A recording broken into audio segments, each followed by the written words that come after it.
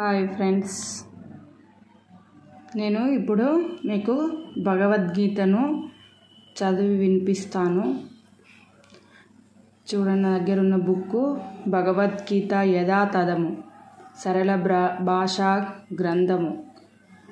కృష్ణ కృపామూర్తి శ్రీ శ్రీమద్ ఏసి భక్తి వేదాంత స్వామి ప్రభుపాదులు అంతర్జాతీయ కృష్ణ చైతన్య సంఘ సంస్థాపకాచార్యులు.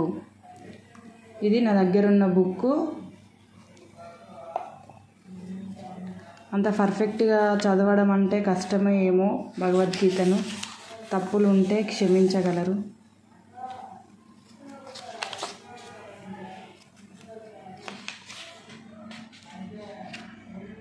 భగవద్గీతలో ఫస్ట్ విషయ సూచిక చూద్దాం. భూమిక, ముందు మాట, ఉపోద్ఘతం. మొదటి అధ్యాయము కురుక్షేత్ర రణరంగమున సైనిక పరిశీలనము.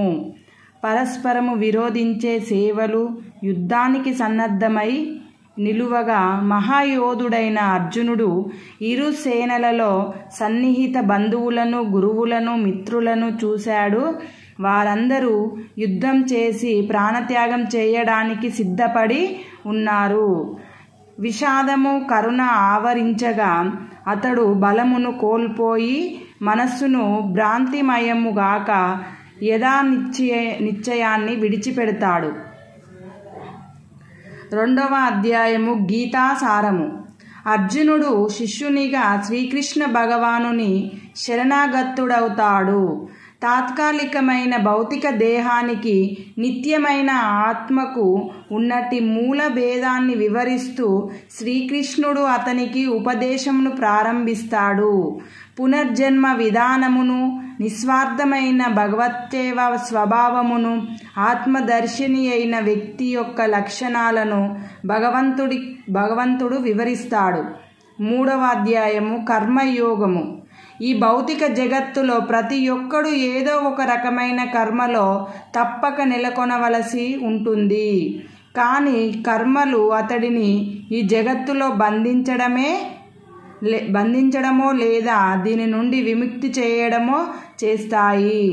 భగవంతుని ప్రీత్యార్థము, నిస్వార్థముగా పనిచేయడము ద్వారా మనిషి కర్మ సిద్ధాంతము, చర్య ప్రతిచర్య నుండి ముక్తుడై ఆత్మ పరమాత్మల దివ్య జ్ఞానాన్ని పొందుతాడు. నాలుగవ భాగము దివ్య జ్ఞానము. దివ్య జ్ఞానము అంటే ఆత్మ, భగవంతుడు, వారి సంబంధము గురించిన ఆధ్యాత్మిక జ్ఞానము. పునీతము చేసేది, ముక్తిని కలిగించేది రెండు అయి ఉంటుంది. అట్టి జ్ఞానము నిస్వార్థమైన భక్తిమయ కర్మయోగపు ఫలము. గీత యొక్క అత్యంత పురాతన చరిత్రను, భౌతిక జగత్తులో కాలక్రమము చొప్పున కలిగే తన అవతరణల ఉద్దేశ ప్రాధాన్యతలను గురువును, ఆత్మదర్శని అయిన బోధకుడు ఆశ్రయించవలసిన అవసరము భగవానుడు వివరిస్తాడు. ఐదవ అధ్యాయము కర్మయోగము. కృష్ణ భక్తి భావనలో కర్మ. బాహ్యానికి అన్ని కర్మలను చేస్తున్న అంతరముగా వాటి ఫలాలను త్యజించే వివేకవంతుడు దివ్య జ్ఞానిచే పవిత్రుడైన శాంతిని, అసంగత్వమును, ఓర్పును, ఆధ్యాత్మిక దృష్టిని, ఆనందమును పొందుతాడు. ఆరవ అధ్యాయము ధ్యాన యోగము. అష్టాంగ యోగము అంటే యాంత్రికమైన ధ్యాన యోగ సాధన. మనస్సును, ఇంద్రియాలను నిగ్రహించి ధ్యానమును పరమాత్మునిపై హృదయంలో నెలకొనినట్టి భగవద్రూపము నిలుపుతుంది. ఈ సాధన సమాధిని, పూర్వ చైతన్యమును కలగజేస్తుంది. ఏడవ అధ్యాయము భగవద్విజ్ఞానము. శ్రీకృష్ణ భగవానుడే పరతత్వము, పరమ కారణము, భౌతికము, ఆధ్యాత్మికము అయిన సమస్తానికి పోషణ శక్తి. మహాత్ములు భక్తితో అతని శరణు జొచ్చుతారు. కాగా పాపాత్ములు తమ మనస్సును ఇతర ఆరాధ్య విషయాల వైపు మళ్లిస్తారు. 8వ అధ్యాయము భగవత్రాపి.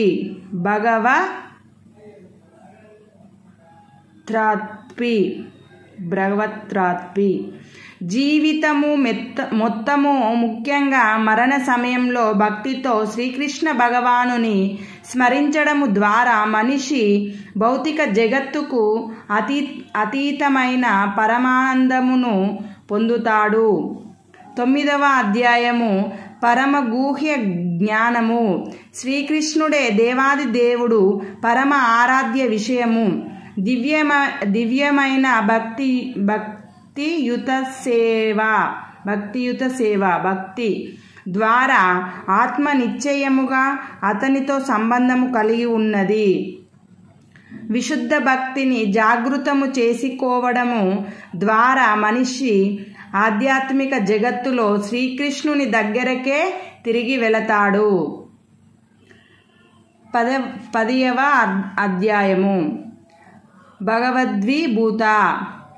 భౌతిక జగత్తులో గాని ఆధ్యాత్మిక జగత్తులో గాని శక్తిని, సౌందర్యమును, వైభవమును, ఔన్నత్వాన్ని ప్రదర్శించే అన్ని అద్భుతమైన విషయాలు శ్రీకృష్ణుని దివ్య శక్తులు మరియు వైభవ పాక్షిక రూపములే అవుతాయి. సర్వకారణాలకు పరమకారకునిగా, సమస్తానికి ఆధారము మరియు సారముగా శ్రీకృష్ణుడే సకల జీవుల పరమ పూజా ధ్యేయము. 11వ అధ్యాయము విశ్వరూపము. శ్రీకృష్ణ భగవానుడు అర్జునికి దివ్య దృష్టిని ప్రసాదించి తన అనంతమైన విశ్వరూపాన్ని ప్రకటిస్తాడు. ఆ విధంగా అతడు తన దివ్యత్వాన్ని నిస్సంశయముగా స్థాపన చేశాడు. తన సర్వసుందరమైన మానవ బోలిన రూపమే భగవంతుని మూల రూపమని శ్రీకృష్ణుడు వివరిస్తాడు. కేవలం విశుద్ధ భక్తి ద్వారానే మనిషి ఈ రూపాన్ని చూడగలుగుతాడు. 12వ అధ్యాయము భక్తి యోగము. భక్తి యోగము అంటే శ్రీకృష్ణ భగవానుని విశుద్ధ భక్తియుత సేవయే ఆధ్యాత్మికత, అస్థిత, పరమావధి అయిన విశుద్ధ కృష్ణ ప్రేమను పొందడానికి అత్యుత్తమైన ఆవశ్యకమైన పద్ధతి. ఈ పరమపదమును పాటించేవారు దివ్య గుణాలను పెంపొందించుకుంటారు. 13వ అధ్యాయము ప్రకృతి, పురుషుడు, చైతన్యము. దేహముకు ఆత్మకు ఆ రెండింటికి అతీతంగా ఉండే పరమాత్మను భేదమును అర్థం చేసుకొన్నవాడు ఈ భౌతిక జగత్తు నుండి ముక్తిని పొందుతాడు. 14వ అధ్యాయము ప్రకృతి త్రిగుణములు. దేహదారులైన జీవులందరూ త్రిగుణాల అంటే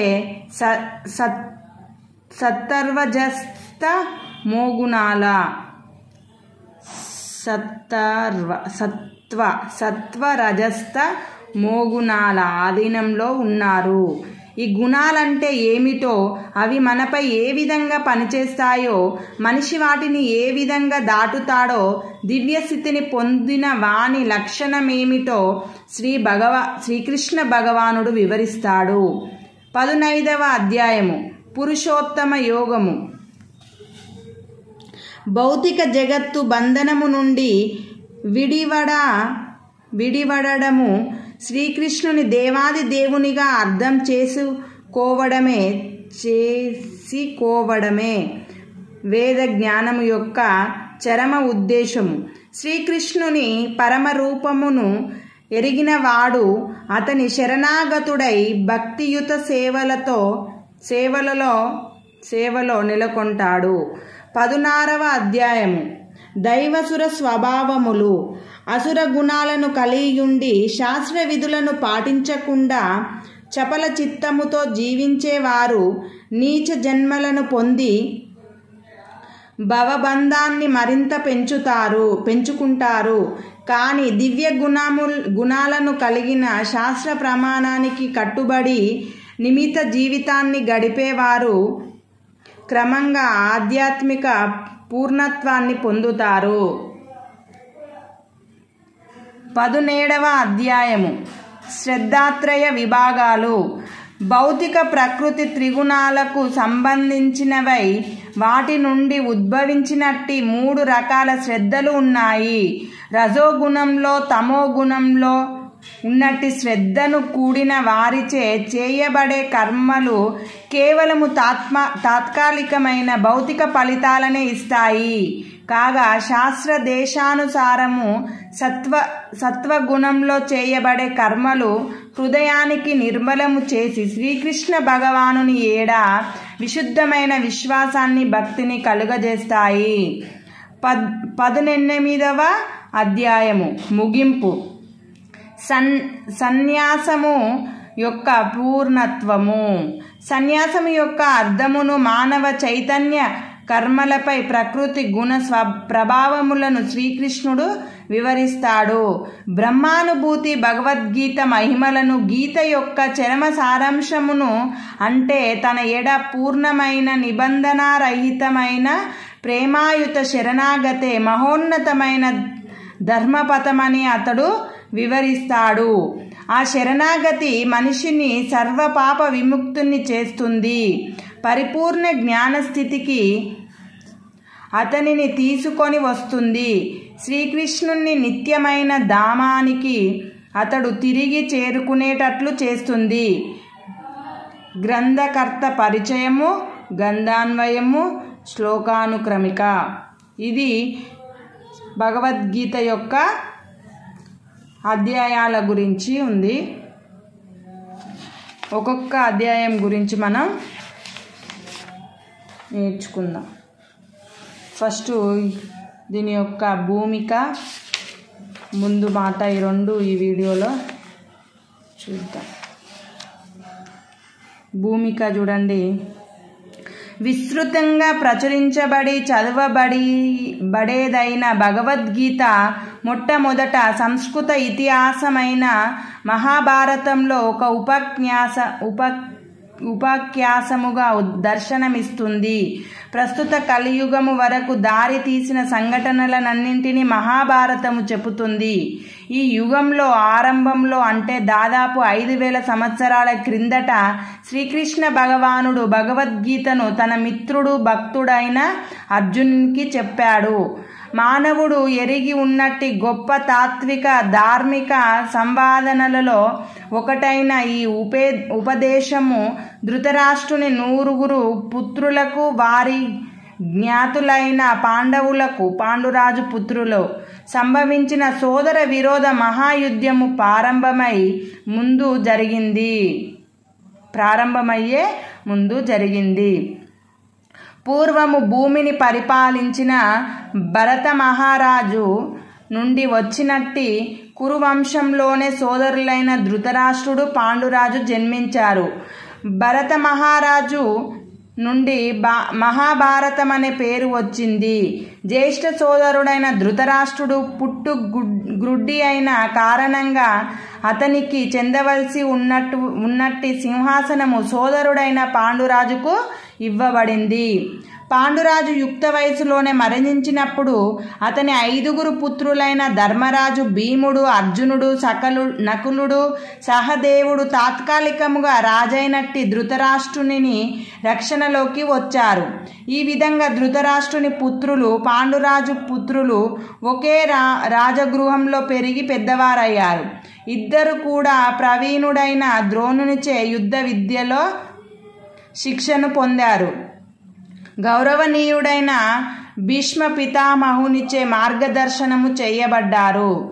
అయినా ధృతరాష్ట్రుని పుత్రులు, ప్రత్యేకంగా పెద్దవాడైన దుర్యోధనుడు పాండవులను ద్వేషించాడు, ఓర్వలేకపోయాడు. గ్రుడ్డివాడు, దుష్టమతి అయిన ధృతరాష్ట్రుడు పాండు సంతానము కాకుండా తన పుత్రులే రాజ్యాన్ని పొందాలని కోరుకున్నాడు.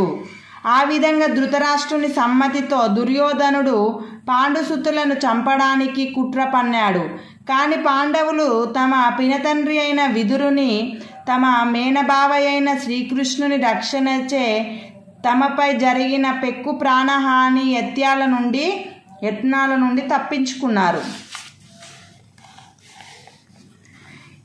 ఇక శ్రీకృష్ణుడు సామాన్య మానవుడు గాక ధరణిపై అవతరించి సమకాలీన రాజవంశములలో రాజుపాత్రను పోషించినట్టి సాక్షాత్తు దేవాదేవుడు. ఆ పాత్రలో అతడు పాండురాజు పత్ని అయిన కుంతీదేవికి పాండవుల తల్లి పృథ మేనల్లునిగా కూడా ఉన్నాడు కనుక బంధువుగాను నిత్య ధర్మోద్ధరకునిగాను శ్రీకృష్ణుడు ధర్మాత్ములైన పాండుతనయులను అనుగ్రహించి రక్షించాడు. అయినా చివరకు తెలివిగల దుర్యోధనుడు పాండవులను జూదానికి ఆహ్వానించై ఆ మహావిపత్కరమైన ఆటలో దుర్యోధనుడు అతని సోదరులు పాండవ పత్ని పతివ్రత అయిన ద్రౌపదిని గెలుచుకొని రాకుమారులు రాజులు ఉన్నట్టి సభ ఎదుట ఆమెను వివస్త్రను చేసి అవమానించడానికి ప్రయత్నించారు. శ్రీకృష్ణుని దివ్యానుగ్రహమై ఆమెను అప్పుడు కాపాడింది. కానీ మాయాజూదము పాండవుల రాజ్యాన్ని హరించి వారిని 13 ఏళ్ళు వనవాసానికి పంపింది. వనవాసము నుండి తిరిగి వచ్చిన తరువాత పాండవులు ధర్మయుతంగా తమ రాజ్యాన్ని దుర్యోధనుని అడిగారు. కానీ అతడు మొండిగా దానిని నిరాకరించాడు. రాజులుగా పరిపాలనలో సేవ చేయడానికి కంకణబద్ధులైన పంచ పాండవులు తమ కోరికను 5 ఊర్లకు కుదించుకున్నారు. కానీ దుర్యోధనుడు వారికి సూదిమొన మోపినంత స్థలము కూడా ఇవ్వనని మొండిగా సమాధానమిచ్చాడు. ఇదంతా జరుగుతున్నప్పుడు పాండవులు సహనముతో ఓర్పుతోనూ ఉన్నారు. కానీ ఇప్పుడు యుద్ధము అనివార్యమైనదిగా కనిపించింది. అయినా ప్రపంచ రాజులందరూ విడిపోయి కొందరు ధృతరాష్ట్రుని పుత్రుల పక్షము వహించగా ఇతరులు పాండవుల పక్షము వహించారు. స్వయంగా శ్రీకృష్ణుడు పాండుపుత్రుల పక్షాన రాయబారిగా ధృతరాష్ట్రుని సభకు వెళ్ళి శాంతిని అర్జించాడు. అతని అభ్యర్థన నిరాకరించబడడంతో యుద్ధము అప్పుడు నిశ్చయమైంది. మహోన్నత ధర్మస్వరూపులైన పాండవులు శ్రీకృష్ణుని దేవాది దేవునిగా గుర్తించారు. కానీ ధృతరాష్ట్రుని దుష్టపుత్రులు అది చేయలేదు. అయినా నాస్తికుల కోరిక ప్రకారమే శ్రీకృష్ణుడు యుద్ధంలో ప్రవేశించడానికి ఒప్పుకున్నాడు. భగవంతునిగా అతడు స్వయంగా యుద్ధం చేయబోయాడు. కానీ కోరుకున్న వారు శ్రీకృష్ణుని సైన్యాన్ని ఉపయోగించుకోవచ్చును. ఇంకొక పక్షము వారు స్వయంగా శ్రీకృష్ణుని సలహాదారునిగా సహాయకునిగా పొందవచ్చును. అప్పుడు రాజనీతి చరుతుడైన దుర్యోధనుడు కృష్ణుని సేనాబలమును చేజిక్కించుకున్నాడు. కానీ పాండవులు అంతే ఉత్సాహంతో స్వయంగా శ్రీకృష్ణుడినే పొందారు. ఈ ప్రకారం శ్రీకృష్ణుడు సుప్రసిద్ధ వీలు కాని రథాన్ని నడపడానికి సన్నద్ధుడై అర్జున రథసారథి అయ్యాడు. యుద్ధ సన్నద్ధులైన ఇరుపక్షాల వారు వ్యూహంగా నిలబడినప్పుడు ధృతరాష్ట్రుడు ఆతృతతో తన కార్యదర్శి అయిన సంజయుని వారు ఏమి చేశారు అని అడగడంతో ఇది మనలను భగవద్గీత ఆరంభము దగ్గరకు తీసుకొని వస్తుంది. ఈ అనువాద వాక్యమును గురించిన చిన్న వివరణతో ఇప్పుడు రంగము సిద్ధమైంది. భగవద్గీతను ఆంగ్ల భాషలో వ్యాఖ్యానించేటప్పుడు రచయితలు శ్రీకృష్ణ భగవానుని పక్కకు నెట్టివేసి తమ స్వంత భావాలను తత్వాలను చొప్పించడమే సాధారణంగా చేస్తూ వచ్చారు. మహాభారత ఇతిహాసాన్ని వారు ఒక కల్పిత కథగా భావించారు. వారికి శ్రీకృష్ణుడు కొందరు తెలివికల వారి ఆలోచనలను ప్రదర్శించడానికి కవితా సాధనమో లేదో ఎక్కువలో ఎక్కువ ఒక సామాన్య చారిత్రక పురుషుడో అయ్యాడు. కానీ గీత స్వయంగా పలికినట్టు శ్రీకృష్ణ భగవానుడు భగవద్గీత యొక్క లక్ష్యము సారము 2 కూడా అయి ఉన్నాడు. కనుక ఈ అనువాదము వ్యాఖ్యానము పాఠకుని శ్రీకృష్ణుని నుండి దూరముగా తీసుకొని పోకుండా శ్రీకృష్ణుని వైపుకే నడిపించే ఉద్దేశమును కూడి ఉన్నది. ఈ విధంగా భగవద్గీత పూర్తిగా సంగతము సులభ గ్రాహ్యము అవుతుంది. శ్రీకృష్ణుడే గీతకు వ్యక్త. కానీ దాని చరమ లక్ష్యం కూడా అయిన కారణంగా భగవద్గీత యథాతథము ఈ మహాగ్రంథమును నిజమైన రూపంలో వివరిస్తుంది. ఇది ఈ భగవద్గీత యొక్క భూమిక. నెక్స్ట్ ముందు మాట చూద్దాం.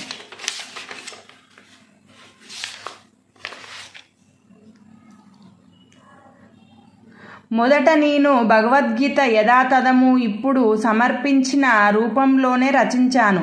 ఈ గ్రంథము మొదట ముద్రించినప్పుడు దురదృష్టవశాత్తు శ్రీమద్భగవద్గీతలోని చాలా మూల శ్లోకాలకు అర్థ వివరణలు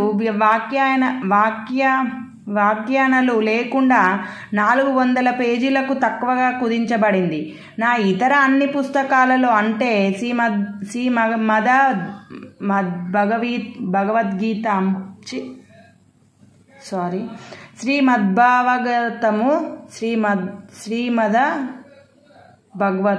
శ్రీమద్భాగవతము,